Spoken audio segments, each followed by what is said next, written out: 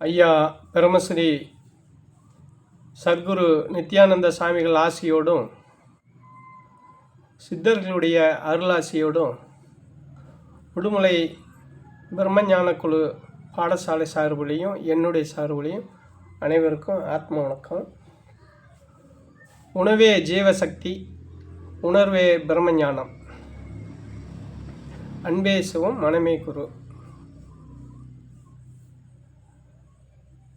இறைவனுடைய படைப்பில் மனித படைப்பு ஒரு அற்புத படைப்பு.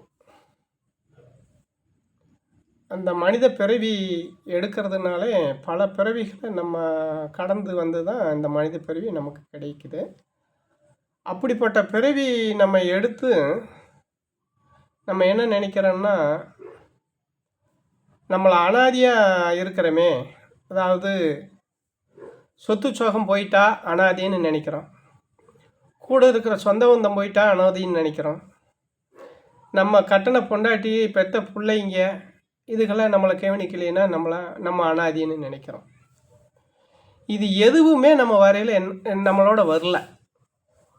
நம்ம வரையிலேயே அனாதியாகத்தான் வந்தோம். அப்போ இந்த அனாதியாக வந்த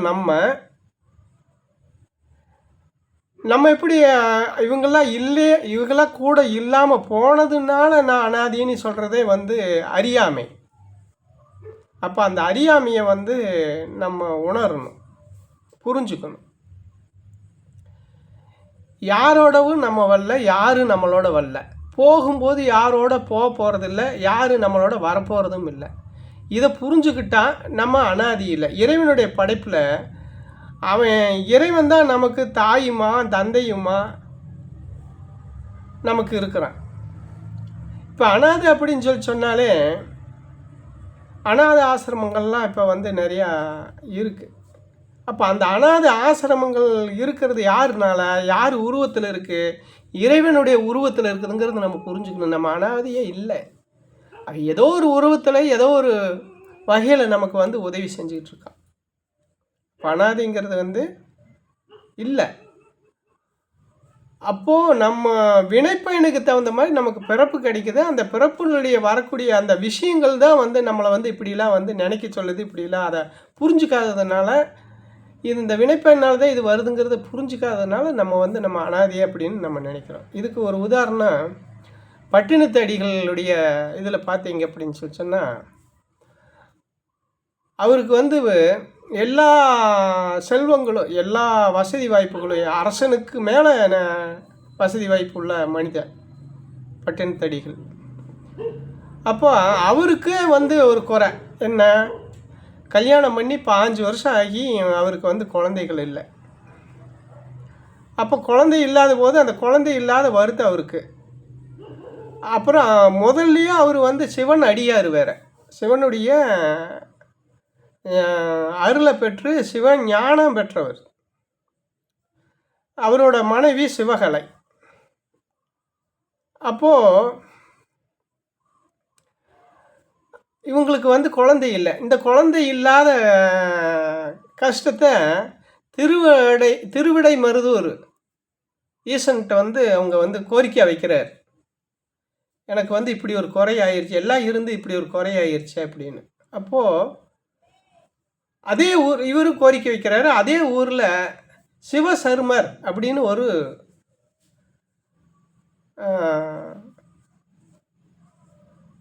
அந்தனர். அப்போ அவரு பார்த்தீங்க அப்படின்னு சொன்னால், சிவன் அடியார்களுக்கு வர்ற சிவன் அடியார்களுக்கு சேவை செஞ்சேன், அன்னதானம் மற்ற எல்லா வகையிலையும் செஞ்சு அவரும் அவருடைய செல்வத்தை எல்லாம் அழிஞ்சிருது. அதாவது அவருடைய செல்வம் பூரா செலவழிஞ்சிருது. அழியறதில்ல, செலவழிஞ்சிருது.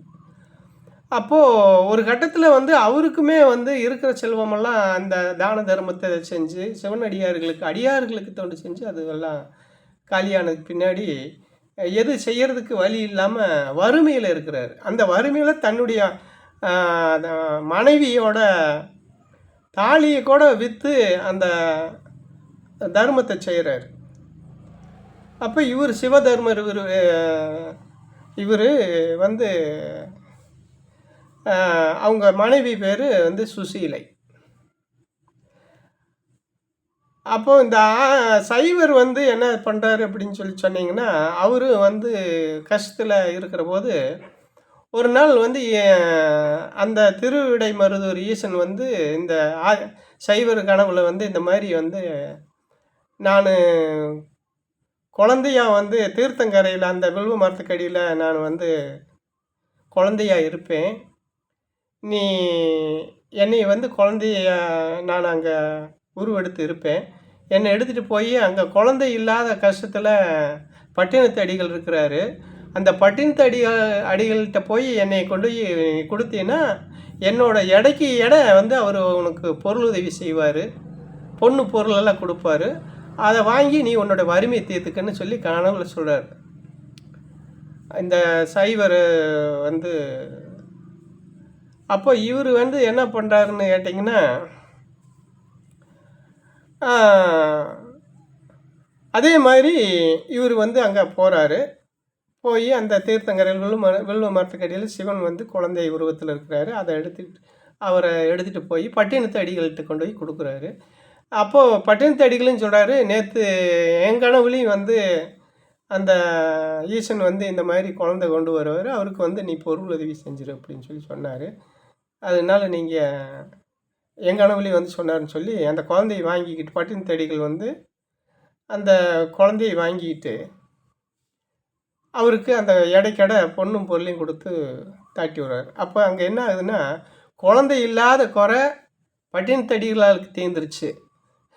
இனிமே அடியார்களுக்கு சேவை செய்யாம முடியாம போயிருச்சே அப்படிங்கிற வறுமையும், வருத்தமும் இவருக்கு சிவனடியாருக்கு முடிஞ்சது.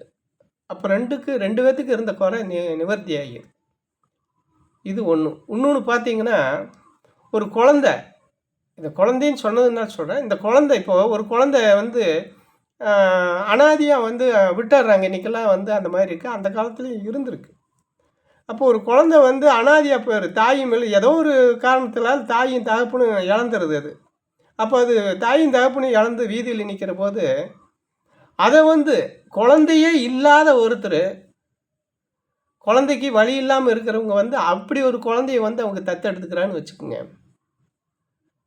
அப்போ அந்த நம்ம தாயும் தகப்பனும் ஆகிறதுக்கு வழி இல்லையேன்னு இருக்கிற அந்த வேதனை அவங்களுக்கு தீருது. நமக்கு தாயும் தகப்பனும் இல்லையே அப்படிங்கிற போது, இவங்க தத்தெடுக்கிற அந்த கணத்திலேயே அந்த புள்ளைக்கு, அந்த அனாதை குழந்தைக்கு தாயும் தகப்பனும் கிடச்சிருது. அப்போ இதெல்லாம் யாருனால நடக்குது? இறைவனால நடக்குது. அப்போ இந்த இறைவனால இது நடக்கணும்னா நம்ம எப்படி, இது நடக்கணும்னா நம்ம என்ன செய்யணும்? அந்த இறைவன 24 மணி நேரம் இறுக்கி பிடிச்சுக்கணும். இது சும்மா தடத்துல போறவங்களுக்கெல்லாம் இது கிடைக்காது. 24 மணி நேரம் அந்த இறைவன இறுக்கி பிடிச்சிருக்கிறவங்களுக்கு, அவன் பாதத்தை இறுக்கி பிடிச்சிருக்கிறவங்களுக்கு இந்த மாதிரிலாம் நடக்கும். செல்வமோ மற்றதோ வந்து தடுக்காது. அதனால வந்து இப்படி வந்து இருக்கும்போது, அந்த இறைவனே நமக்கு வந்து தாயும் தகப்பனா வரும்போது, நம்ம அனாதையே கிடையாது. அதனால நீங்க இந்த மாதிரி நீங்க நினச்சி, நீங்க வருத்தப்பட்டு, நீங்க வேதனையில உழல வேண்டிய அவசியம் இல்லை அப்படிங்கிறத நீங்க புரிஞ்சுக்க வேணும் அப்படிங்கிறது தான் பார்க்க வேண்டியதா இருக்குது. அனைவருக்கும் ஆத்ம வணக்கம்.